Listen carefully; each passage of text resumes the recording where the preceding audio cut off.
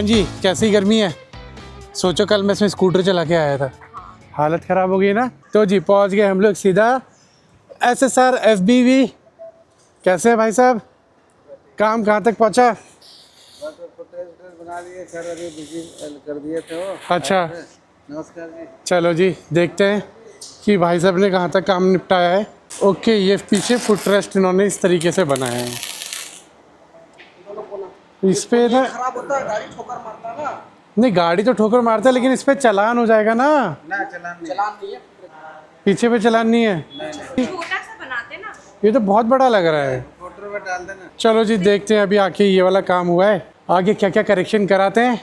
इसी के साथ आज का व्लॉग फिर शुरू करते हैं। Welcome back to my YouTube channel, my name is Sam. आप देख रहे हैं राइडिंग विद पीस।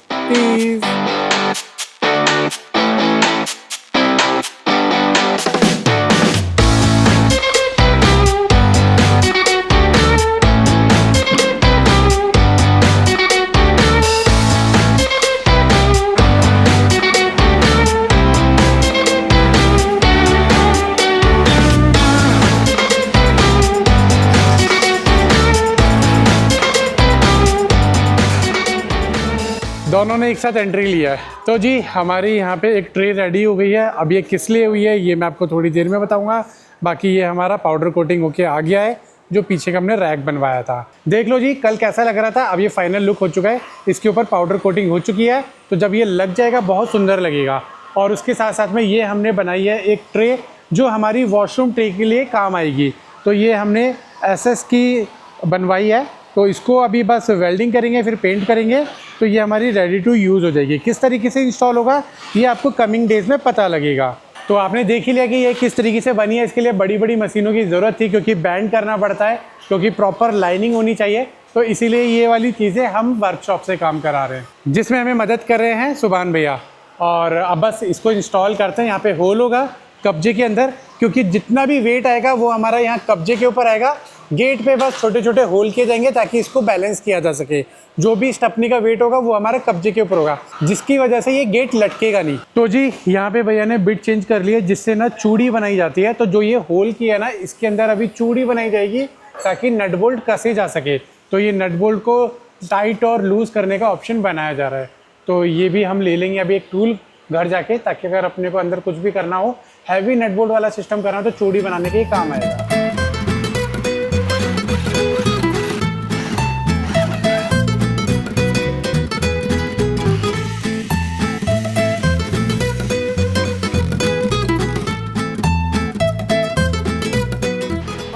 बन गई? हाँ बन गई। चलो सही है, अब दूसरी भी बनाते हैं। तो हमने कल ये देखा था कि किस तरीके से बन रहा था फाइबर वाला टैंक। तो ये अभी ना ऑलमोस्ट रेडी हो गया है, और जो प्लास्टिक का बॉक्स बनाया था वो अभी इसी के अंदर है।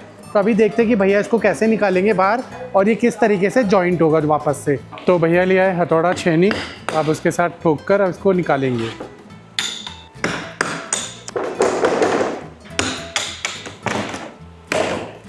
लो जी खुल गया जी, खुल जा सिम सिम।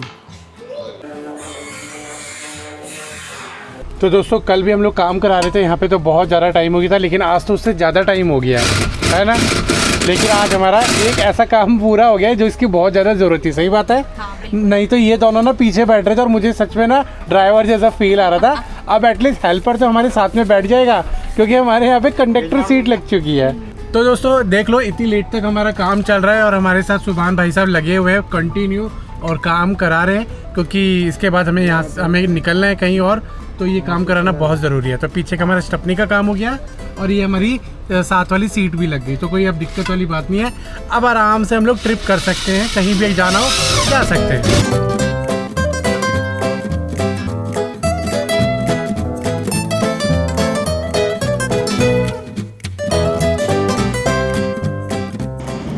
मुझे नहीं पता था वर्कशॉप में इतना टाइम लग जाता है। ये जब भी वर्कशॉप आते थे मुझे यही लगता था, यार तुम करते क्या हो वहाँ बैठ के।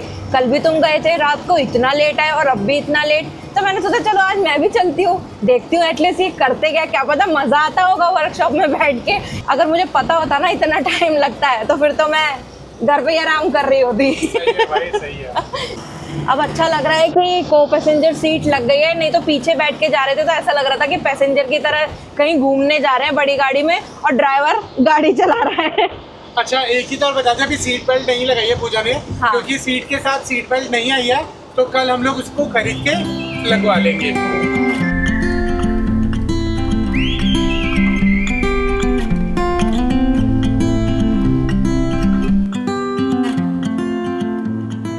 तो जी हमने अपनी लिथियम बैटरी को चार्जिंग पे लगा दिया है।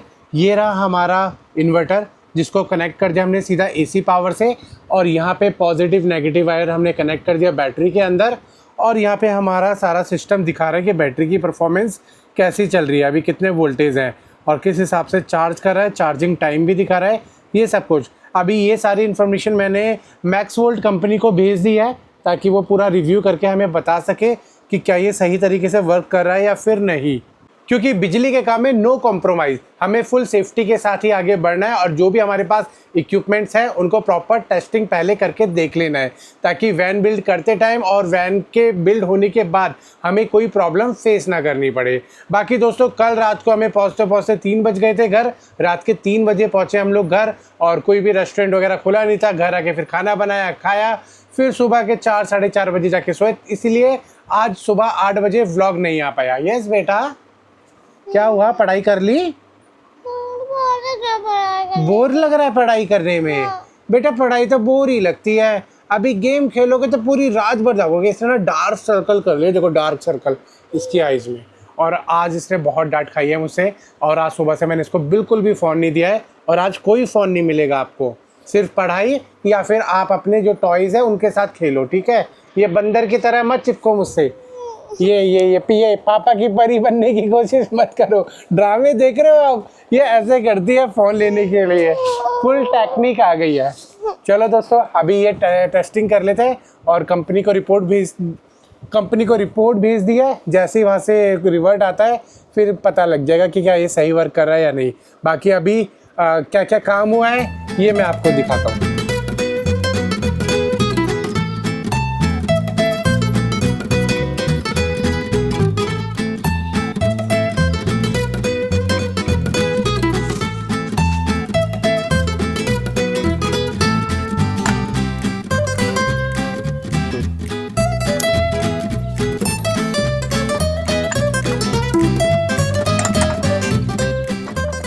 तो जी हमारी स्टपनी हो गई है सेफ, अब इसको कोई निकाल नहीं सकता। अगर ये ताले वाला सिस्टम नहीं करा था ना, तो क्या होता कि समझ ही सकते हो कि ये 4-5 नट खोलता और अपनी स्टपनी निकाल के ले जाता। तो इसलिए ताला हमने लगा दिया है, लेकिन थोड़ा बड़ा हो रहा है। ये यहाँ लगेगा ना तो थोड़ा बजेगा, पर इतना नहीं बजेगा। लेकिन इसका कुछ ना कुछ जुगाड़ करेंगे ताकि ताला हमारा ऐसे का इस तरीके से चिपक जाए, कुछ मैग्नेटिक सिस्टम कर देंगे। बाकी अगर इसे देखे आपके माइंड में कोई आइडिया आया कि इसको ये बजे ना, यहाँ पे क्या जुगाड़ कर सकते हैं, तो वो भी मुझे बता देना। बाकी जी देख लो जी, ये कल हमने बनवाया था, ये इस तरीके का डिज़ाइन है, एक फ़ोटो आ रहा होगा, तो वो चीज़ देखते हुए मैंने इसको बिल्ड कराया था। लेकिन ना अभी इसमें थोड़ा सा काम बाकी रह गया है, जो हम वापस आके करेंगे जब मतलब इसका अंदर का इंटीरियर हो जाएगा, बाकी और एक्सटीरियर वाला काम होगा, तब हम इसको उतरवा के दोबारा से इसको फिनिशिंग कराएंगे। जैसे कि ये वाली क्लैंप हो गई, ये प्रॉपर फिनिशिंग हो जाएगी। इधर ये कॉर्नर्स हो गए, ये वाले कॉर्नर्स को हम करा लेंगे, और ये क्लैंप हो गई, ये भी ढंग से करा लेंगे, ताकि थोड़ी जो रॉ लुक है ना वो थोड़ी ख़त्म हो जाए और ये थोड़ी सी फिनिशिंग हो जाए। बस ये वाला काम रह गया है। बाकी जो ये स्क्रू लगाए हैं, इसके पीछे से भी बोल्ट लगा दिया गया है ताकि ये निकले ना और ये गिरे ना। सारा जो भी वेट है वो हमारा इसके ऊपर है, और गेट से सिर्फ सपोर्ट लिया हुआ है। हमारे 2 होल यहाँ हुए हैं गेट के अंदर और 1 होल ऊपर हुआ है, तो बस यही इस तरीके से इसको माउंट किया गया है। बाकी डिज़ाइन कैसा लगा कमेंट करके मेरे को ज़रूर बताना। इस वाले गेट का भी बनना था कुछ ऐसा ही डिज़ाइन, लेकिन अभी मैंने बनवाया नहीं है, वो मैंने बात के लिए छोड़ दिया है।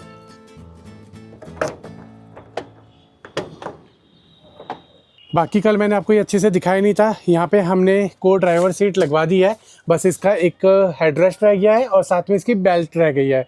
तो ये हम लोग कल इसमें फिनिश करा देंगे ताकि हम रोड पे बेफिक्र होके गाड़ी चला सके, क्योंकि दोनों तरफ से प्रॉब्लम है। एक तो आपका एक्सीडेंट वगैरह सेफ्टी पर्पस हो गया है, दूसरा आपका पुलिस का चालान हो गया, तो ये दोनों का सीन बन सकता है, इसीलिए हमें बेल्ट लगाना ज़रूर पड़ेगा। और ये देख लो, इस तरीके का मैकेनिज़्म है कि ये यहाँ पे कसा हुआ है, उधर कसा हुआ है और पीछे बस इसके थ्रू टिकता है। तो अभी तो ये पोल लगा हुआ है येलो कलर का, तो ये हम निकाल देंगे तो ये पीछे प्रॉपर तरीके से सेट हो जाएगी। और इस तरफ लीवर है यहाँ पे, इसको आप ऊपर उठाते हो तो इसका ये खुल जाता है और इसको फिर हम लोग उठा सकते हैं ऐसे। तो ये हमारा इस तरीके से हो जाएगा। तो जब हमें गाड़ी के अंदर जाना है तो ये पोल हट जाएगा, सीट हट जाएगी, तो हमें ऊपर चढ़ के अंदर जाने के लिए बहुत जगह मिल जाएगी।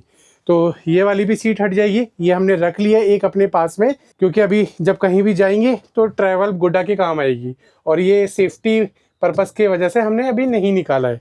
बाकी जी हमने ये एक कल ट्रे बनवाई थी, तो ये थोड़ी बड़ी साइज़ की बन गई है, इसको हम लोग 2 इंची छोटी करवाएंगे क्योंकि हमारा वॉशरूम इस तरफ आएगा और ये वॉशरूम के लिए ट्रे बनेगी, ताकि जो भी इसके अंदर वाटर वगैरह होगा वो सब ड्रेन हो जाए, हमारा बॉडी में ना जाए। तो किस हिसाब से बनेगा ये सब मैं आपको जब बिल्ड करेंगे तब दिखाऊंगा। बाकी दोस्तों एक छोटी सी प्रॉब्लम आ गया है, हमें क्या ही बताऊँ, आपको सीधा दिखाई देता हूँ कि क्या सीन हो रहा है। अभी देखो, जैसे कि मैं चाबी लगाऊंगा और इसका इग्निशन ऑन करूंगा, ठीक है। इग्निशन ऑन होने के बाद आप ये देखिएगा, इंजन लाइट जो है, इंजन लाइट आप देखिएगा अभी नहीं आ रही है। जब स्टार्ट करेंगे हम लोग, ये देखो इंजन लाइट आ गई अब इसकी। अब ये इंजन लाइट थोड़ी देर में अपने आप चली जाएगी।